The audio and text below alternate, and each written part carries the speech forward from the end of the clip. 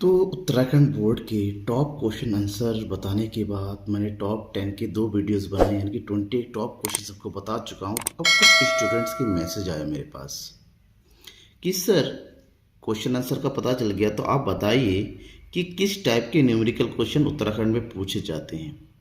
तो उन्हीं स्टूडेंट्स के लिए मेरा ये वीडियो है जो न्यूमेरिकल क्वेश्चन की तैयारी करना चाहते हैं।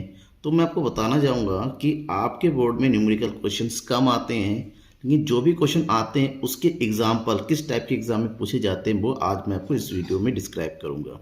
ठीक है ना, यानी कि टॉप न्यूमेरिकल क्वेश्चंस ऑलरेडी मैंने उत्तराखंड बोर्ड के सब पुराने ईयर में पूछे गए क्वेश्चंस को डिस्क्रिप्शन में लिंक दिया हुआ है, वहाँ देख सकते हैं। मैंने ऑलरेडी उसके सॉल्यूशन तैयार करके अपलोड किया हुआ है, बट फिर भी आपको एक बार में सारे क्वेश्चंस का जो है फॉर्मेट देखना है, किस टाइप का क्वेश्चन है। इस वीडियो को लास्ट तक देखते रहिए कि पॉइंट टू पॉइंट हर एक चैप्टर के इंपॉर्टेंट क्वेश्चन मैं आपको बताऊंगा। ठीक है, चलिए शुरू करते हैं। जो क्वेश्चन आता है मांग की लोच से आता है। एक मांग की लोच में किस टाइप का क्वेश्चन आता है कि यदि किसी वस्तु की कीमत प्रति इकाई ₹8 से घटकर ₹5 रह जाती है तो उपभोक्ता द्वारा वस्तु की मांग 10 इकाई से बढ़कर 16 इकाई की हो जाती है। भाई मांग है, और मांग का नियम में क्या कहता है, कीमत घटने पर वस्तु की मांग में वृद्धि होती है, यानी कि वस्तु की मांग की लोच। आंसर हमेशा किस में आएगा, नेगेटिव में आएगा। क्यों? क्योंकि यहाँ पर नेगेटिव रिलेशन होता है कीमत में और मांग की मात्रा में। तो वस्तु के लिए मांग की कीमत लोच ज्ञात कीजिए। तो मांग की कीमत लोच ज्ञात करेंगे तो कैसे ज्ञात करेंगे वो देखिए। सबसे पहले क्या दिया हुआ है, वस्तु की कीमत दैट इज पी, और वस्तु की मांग की मात्रा दैट इज क्यू। अब क्वेश्चन के अकॉर्डिंग वस्तु की कीमत पहले थी 8, 8 से घट के हो गई 5, और वस्तु की मात्रा थी पहले 10 और 10 से बढ़ के हो गई 16। अब यहाँ पर जो फार्मूला यूज़ करते हैं हम वस्तु की कीमत लोच निकालने के लिए, वो फार्मूला होता है AD equal to delta q upon q multiply by p upon delta p. इस फार्मूले के अनुसार हमें सबसे पहले क्या चाहिए, डेल्टा क्यू चाहिए। डेल्टा क्यू मतलब कीमत में मांग की मात्रा में परिवर्तन। तो नीचे वाले से ऊपर वाले को माइनस करते हैं, 16 माइनस 10 यानी कि 6, और डेल्टा पी यानी कि वस्तु की कीमत में परिवर्तन 5 माइनस 8 माइनस का 3। हमें पता है नेगेटिव रिलेशन होता है, तो हम जो है माइनस के साइन को इग्नोर करेंगे आगे। जब डेल्टा क्यू 6 है तो क्यू कितना होगा, यानी कि पुरानी मात्रा। क्यू है 10 और पी है 8। फार्मूले में पुट कीजिए इसको, that is AD equal to delta q 6 upon q 10 multiply by p है 8 और डेल्टा पी है 3। कैलकुलेट करना रह गया, 3 2 जा 6 इक्वल टू ये हो जाएगा 2 4 जा 8 2 5 जा 10 दैट इज 4 2 जा 8 अपॉन 5। 5 से 8 को डिवाइड करेंगे, 5 1 जा 5 5 6 जा 30। ये हो गया हमारा सिंपल सा सॉल्यूशन। और ये क्वेश्चन अक्सर एग्जाम में उत्तराखंड बोर्ड में 3 नंबर में या 4 नंबर में पूछा जाता है। नेक्स्ट टाइप का जो क्वेश्चन होता है वो सिंपल होता है, तालिका पूर्ण करें। और ये जो क्वेश्चन है उत्पादन के चैप्टर से, इसमें से 3 चीज़ें होती है उत्पादन की अवधारणा में। कुल उत्पादन जिसको TP कहते हैं, औसत उत्पादन AP, और सीमांत उत्पादन होता है MP। अब इन तीनों में से कोई एक दिया हुआ रहेगा और आपको बाकी दोनों कैलकुलेट करने होंगे। जैसे इस क्वेश्चन में TP दिया हुआ है, परिवर्तन साधन की इकाई है जिसको हम क्यू की लिखेंगे। ये कुल उत्पादन दिया हुआ है, आपको इन दोनों की सहायता से औसत उत्पादन AP और MP निकालना है। जब TP दिया होता है तो AP निकालने का फार्मूला होता है AP इक्वल टू होता है TP डिवाइडेड बाई क्यू, यानी कि कुल उत्पादन से परिवर्तन साधन की इकाई को भाग करेंगे। 6 को 1 से भाग करेंगे तो ये हो गया 6, 16 को 2 से भाग करेंगे ये हो जाएगा 8, 30 को 3 से भाग करेंगे ये हो जाएगा आपका 10, 40 को 4 से भाग करेंगे 10, 45 को 5 से भाग करेंगे 5 9 45 9, 48 को 6 से भाग करेंगे 8 6 48 8, और 48 को 7 से भाग करेंगे हम तो ये हो जाएगा आपका 6.8, और 44 को 8 से भाग करेंगे 8 पंजे 40 8 पंजे 40 5.5, ये निकल के आ जाएगा। दूसरी तरफ सीमांत उत्पादन निकालना है। अगर आपके पास TP दिया हुआ है तो सीमांत उत्पादन की MP निकालने का फार्मूला होता है TPN माइनस 1। तो सिंपली हम क्या करेंगे, जिस यूनिट का MP निकालना है सीमांत उत्पादन उससे ठीक ऊपर वाली TP को माइनस कर देना है। पहले यूनिट पे TP कितना 6 के ऊपर कुछ है नहीं है, तो ये भी 6 ही हो जाएगा। दूसरी यूनिट पे कितना है 16, 16, 16 से ऊपर कितना है 6, 16 से 6 को माइनस कर दीजिए 10। इसी तरह माइनस करते हुए चलेंगे। 30 में से 16 को माइनस, ध्यान में रखिएगा सीमांत उत्पादन हो चाहे सीमांत लागत हो सीमांत उपयोगिता हो, हमेशा निकालने के लिए कुल की जरूरत पड़ती है, कुल के ऊपर वाले से माइनस करते हुए चलते हैं। 30 में से 16 को माइनस करेंगे, ये हो जाएगा आपका 14, ठीक है।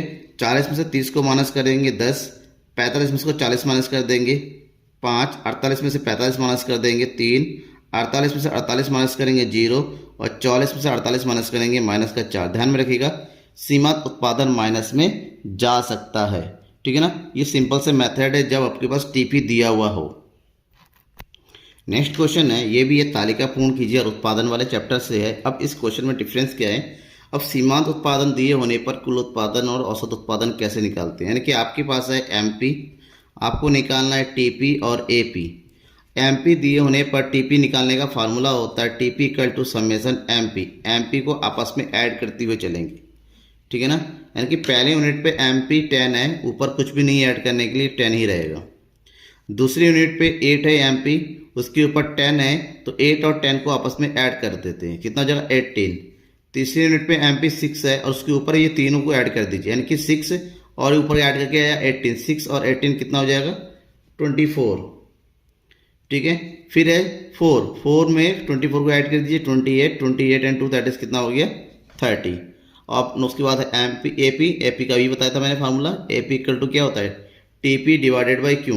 10 को 1 से भाग करेंगे 10, 18 को 2 से भाग करेंगे 9, 24 को 3 से भाग करेंगे 8, 28 को 4 से भाग करेंगे 7 और 30 को 5 से भाग करेंगे 6। बिल्कुल सिंपल क्वेश्चन आते, ध्यान में रखेंगे। बहुत ज़्यादा ऐसे भी नहीं है कैलकुलेशन बहुत ज़्यादा हार्ड हो, सिंपल लॉजिकल क्वेश्चन होते, बस आपको ध्यान में रखना किसको किसके द्वारा निकालते हैं। लागत वाली चैप्टर से सेम उसी तरह से क्वेश्चन आता है तालिका फिल करने के लिए। जैसे क्वेश्चन आया था 2013 में, नीचे दी गई कुल लागत तालिका से औसत लागत तथा सीमांत लागत ज्ञात कीजिए। उत्पादन की इकाइयाँ हैं, कुल लागत निकालना है, सेम वही मेथड है। जब आपके पास टीसी दिया हुआ हो तो आपको एसी और एमसी निकालना है, तो सिंपल एसी निकालने का फॉर्मूला है, मैंने भी बताया। औसत चाहे कोई भी हो, कुल को इकाइयों से भाग कर दीजिए, 80 को 0 से भाग नहीं जाता, ये इन्फिनेटिव हो जाएगा, यहाँ पर 0 यूनिट होता है लागत में, ध्यान में रखिएगा। 102 को 1 से भाग करेंगे 102 ही आएगा। 122 को 2 से भाग करेंगे तो 2 छिंग 12, 2 एकम 2, 61 आ गया। 140 को 3 से भाग कर देंगे तो 140 को 3 से भाग कर देंगे तो यह 3 चौके 12 बचा 2, 3 छिंग 18, 3 छिंग 18। 156 को 4 से भाग करेंगे 4 तिये 12, 4 निम 36, ये आ गया। अब निकालना है एमसी। एमसी निकालने का वही तरीका है, जिस यूनिट का में एमसी निकालना है उससे ठीक ऊपर वाले को माइनस कर देना है। 0 यूनिट पे टीसी तो एमसी कुछ नहीं होता है, डैश कर देंगे या 0 लिख देंगे, कोई फर्क नहीं पड़ता है, क्योंकि सीमांत लागत जो है परिवर्तनशील लागत से होता है। 0 यूनिट पर कुल लागत का मतलब होता है ये कुल स्थिर लागत है। 102 में से 80 को माइनस कर देंगे, 102 में से 80 गया कितना बचेगा 22। 122 में से 102 को माइनस कर देंगे 20। 140 में से 122 को माइनस कर देंगे 18 और 156 में से 140 माइनस कर देंगे तो 16। ये क्वेश्चन कंप्लीट हो गया। अब लागत से ही जो अगला क्वेश्चन आता है 2012 का क्वेश्चन है। इस टाइप के क्वेश्चन में क्या दिया होता है, निम्न तालिका से एक फर्म की कुल परिवर्तनशील लागत निकालना है। कुल परिवर्तनशील लागत को बोलते हैं शॉर्टकट में TVC, टोटल वेरिएबल कॉस्ट। सीमांत लागत यानी कि MC की गणना कीजिए, जहाँ पर स्थिर लागत दिया हुआ है 12। तो कुल लागत कितना दिया हुआ है, अकॉर्डिंग टू क्वेश्चन ये दिया हुआ है 20, 26, 31, ये क्वेश्चन में दिया हुआ है। और स्थिर लागत भी गिवन है, तो स्थिर लागत जो होता है, स्थिर लागत उत्पादन के हर यूनिट पे समान रहता है, यानी कि हो जाएगा 12, 12, 12 और 12। आपको निकालना है परिवर्तनशील लागत और सीमांत लागत। तो ध्यान में ये रखना है कि परिवर्तनशील लागत निकालने का फार्मूला जो होता है वो होता है TVC equal to TC minus TFC। TFC यानी कि ये स्थिर लागत, TC यानी कि कुल लागत।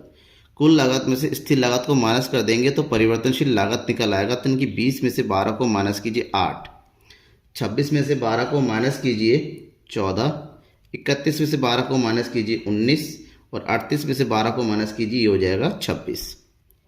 अब सीमांत लागत दिया हुआ है, 0 यूनिट से कुल लागत शुरू नहीं है। सीमांत लागत की गणना परिवर्तनशील लागत कीजिए। पहले यूनिट पे कितना है, परिवर्तनशील लागत जितना होता है उतना सीमांत लागत भी होता है, यानी कि 8। फिर 14 में से 8 को माइनस कर दीजिए 6 19 में से 14 माइनस कीजिए 5 और 26 में से 19 माइनस कीजिए 7। ये कंप्लीट हो जाता है क्वेश्चन। सिंपल सा क्वेश्चन, 3 नंबर पूरे मिल जाएंगे आपको। अगला क्वेश्चन है आगम वाले टॉपिक से, रेवेन्यू से। यहाँ पर जो क्वेश्चन दिया होता है, बाकी क्वेश्चन थोड़ा सा अलग होता है क्योंकि यहाँ पर इकाइयाँ और प्रति इकाई कीमत दी हो सकती है। अगर वस्तु की कितनी इकाइयाँ बेची गई हैं और उसकी प्रति इकाई कीमत क्या है, तब आपको कुल आय, औसत आय या सीमांत आय निकालने के लिए कहा जा सकता है। ठीक है ना। कुल आय TR, औसत आय AR और सीमांत आय MR कहते हैं इसको। ठीक है। तो कुल आय कैसे निकालेंगे? कुल आय का फार्मूला होता है यहाँ पर TR इक्वल टू होता है बिक्री की इकाइयाँ मल्टीप्लाई बाय प्रति इकाई कीमत। तो कुल आय पहले निकाल लेंगे। 15 को 1 से गुणा कर देंगे, 15 एकम 15। 13 को 2 से गुणा करेंगे, 13 दूनी 26। 11 को 3 से गुणा करेंगे, 11 तिया 33। और 10 को 4 से गुणा कर देंगे, 10 चौके 40। 7 को 5 से गुणा करेंगे, 35। औसत आय निकालेंगे। औसत का मतलब फार्मूला बताया था मैंने। यहाँ पर AR इक्वल टू क्या हो जाएगा? TR upon Q। तो ये हो गया TR, ये हो गया Q। 15 को 1 से भाग करेंगे तो 15 आ जाएगा। 26 को 2 से भाग करेंगे 13। 33 को 3 से भाग कर देंगे 11। 40 को 4 से भाग कर देंगे 10। और 35 को 5 से भाग करेंगे 7। ध्यान रखना, औसत आय और प्रति इकाई कीमत हमेशा दोनों बराबर होती है क्योंकि औसत आय को ही प्रति इकाई कीमत कहा जाता है। सीमांत आगम, इसका निकालने का फार्मूला वैसे ही होता है जैसे अगला पहले निकाला था। हम TRN में से TRN माइनस 1 को माइनस कर देंगे। जिस इकाई का निकालेंगे उसे ठीक ऊपर वाले TR को माइनस, पहले इकाई में है 15 तो ये होगी 15। 26 में से 15 को माइनस कर देंगे 11। 33 में से 26 माइनस कर देंगे 7। 40 में से 33 माइनस कर देंगे 7। और 35 में से 40 माइनस कर देंगे माइनस का मार्क्स। आगम भी माइनस में आ सकता है, सीमांत आगम। ठीक है। एक क्वेश्चन ये हो गया आगम से। आगम से जो दूसरा क्वेश्चन आ सकता है वो कुछ ऐसा होता है। अब तालिका में जो नेक्स्ट क्वेश्चन आता है, एक इस तरह का क्वेश्चन भी आ जाता है, पूछ लिया जाता है, जहाँ पर आधी अधूरी जानकारी होती है। यानी कि यहाँ पर कोई भी चीज़ कंप्लीट नहीं दे रखा है, ना कुल आगम पूरा दिया हुआ है, ना औसत आगम पूरा दिया होता है, ना सीमांत आगम। हर टेबल में कुछ ना कुछ ब्लैंक रखा गया है। आपको जो भी जानकारी दी गई है उसका यूज़ करना है, तालिका को पूरा करना है। अब एक दूसरे से लिंक करना है। सबसे पहले क्या दे रखा है? कुल आगम। ठीक है ना। अब पहले एक बार में कुल आगम को पूरा करना है, इससे बाकी ऑटोमेटिक निकल। अब कुल आगम पहला दिया हुआ, दूसरा नहीं दे रखा, लेकिन दूसरे में क्या दिया हुआ? औसत आगम कितना है? 22। आपको पता है कि औसत आगम दिए होने पर कुल आगम निकालने का फार्मूला होता है यहाँ पर TR इक्वल टू होता है AR मल्टीप्लाई बाई Q। यानी कि हम 22 और 2 को गुणा कर देंगे तो 22 दूनी 44, ये आ गया। अगले वाले यूनिट में हमारे पास सीमांत आगम दे रखा है। जब सीमांत आगम दिया हुआ है तब आपको TR निकालने का फार्मूला होता है यहाँ पर TR equal to summation MR, यानी कि जितना भी कुल आगम उसमें से बाद वाले सीमांत आगम को जोड़ देंगे। 44 में से 16 जोड़ेंगे तो ये आ जाएगा आपका कितना? 60। फिर 68 दिया हुआ है, यहाँ खाली है। अब इधर औसत आगम का 14 और 5 की गुणा कर देंगे, 14 पंजे कितना हो गया? 70। कुल आगम आ गया। अब सब इजी हो गया। अब औसत आगम निकाल लीजिए, सीमांत आगम निकालिए। तो औसत आगम 1 से भाग करेंगे 24 को, कितना हो जाएगा? 24। 60 को भाग करेंगे 3 से, ये होगा 20। 68 को भाग करेंगे 4 से, 4 एकम 4, 4 सत्ते 28। कंप्लीट हो गया। सीमांत आगम निकालेंगे। पहले यूनिट में 24 है तो ये भी 24 हो जाएगा। दूसरे यूनिट में 44 में से 24 माइनस कर देंगे 20। फिर 60 में से 40 माइनस कर देंगे, ऑटोमेटिक 16 आ गया। देखिए मैच भी हो गया। 68 में से 60 माइनस कर देंगे, कितना आ जाएगा? 8। और 70 में से 68 माइनस कर देंगे, कितना आ जाएगा? 2। ये हमारा कंप्लीट हो जाता है। ठीक है ना। इसके बाद एग्ज़ाम में जो न्यूमेरिकल क्वेश्चन आता है, सबसे ज़्यादा जो पूछा जाता है वो राष्ट्रीय आय का से रिलेटेड होता है। जैसा कि क्वेश्चन है, निम्नलिखित आंकड़ों से राष्ट्रीय आय का आकलन। ध्यान में रखिएगा, एग्जाम में कभी ये नहीं कहा जाता किस विधि से कहा जाता कैलकुलेट करना है। आपको क्वेश्चन को पढ़ना है और क्वेश्चन को पढ़ने के बाद फिर आपको ये तय करना है कि इसमें किस विधि का हम प्रयोग कर सकते हैं। जैसा कि इस क्वेश्चन में देखिए क्या क्या दिया हुआ है। राष्ट्रीय आय की गणना करनी है। निजी अंतिम उपभोग व्यय दे रखे, कर्मचारियों का पारिश्रमिक दे रखा, शुद्ध निर्यात, शुद्ध प्रत्यक्ष कर। निजी अंतिम उपभोग व्यय ये व्यय विधि का पार्ट होता है।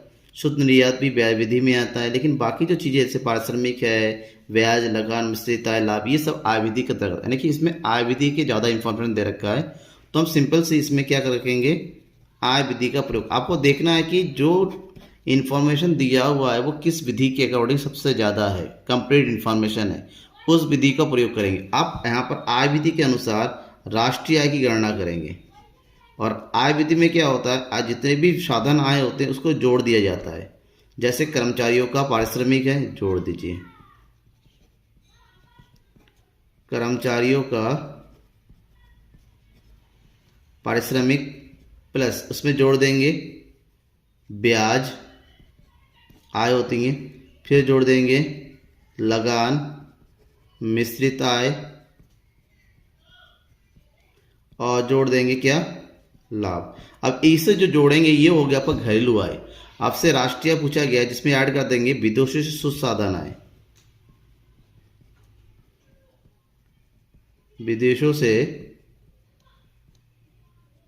शुद्ध साधन है। अब जितने भी आए हैं यहाँ से इसका इंफॉर्मेशन उठाइए और उसका डिटेल है। राष्ट्रीय कर्मचारियों के पास में कितना दे रखा है, 1200। ब्याज कितना दे रखा है, 310। लगान 210। मिश्रित आय 900। लाभ 800। और शुद्ध साधन आय कितना दे रखा है, वित्तीय शुद्ध साधन दे रखा है -10। तो प्लस -10 सबको जोड़ दीजिए, कितना हो जाएगा, 1200, 300, 1500, 1500 और 200 1700, 1700 9 2600, 2600 9 3400, ये 10 है, यानी कि 3410 प्लस माइनस माइनस माइनस का 10, तो कितना हो गया ये 3400 करोड़। ठीक है ना, ये आपका आंसर होगी। तो सिंपली आपको पता होना चाहिए किस विधि का प्रयोग करना है, उसके अकॉर्डिंग आपको डेटा उठाना है और उसको सॉल्व कर देना। सिंपल क्वेश्चन आते हैं, कोई टॉपिक ऐसे टिपिकल क्वेश्चन नहीं आता उत्तराखंड बोर्ड में, सिंपली आप सॉल्व कर सकते हैं। Thank you. वीडियो को ज़्यादा से ज़्यादा शेयर कीजिए अपने दोस्तों के बीच में जो कि तैयारी कर रहे हैं 13 तारीख के एग्ज़ाम की।